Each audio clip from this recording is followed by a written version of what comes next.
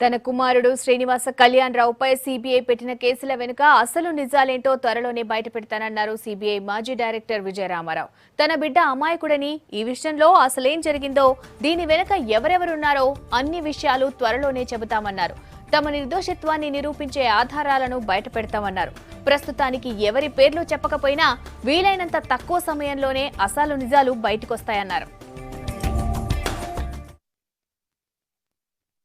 ఏదైతే ఈ రోజున ఒక కేసు సిబిఐ వారు అతని పైన పెట్టారు, ఈ విషయంలో ప్రథమంగా ఒక విషయం చెప్పదు. శ్రీనివాస్ కళ్యాణ్ 100కి 100 పాళ్ళు నిర్దోషి.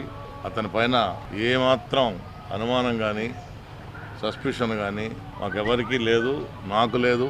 త్వరలోనే అన్ని ఆధారాలతో ప్రజల ముందుకి మీకు అతను నిర్దోషి అనేటువంటి విషయాన్ని స్పష్టంగా ఇంకా తెలియజేస్తాం.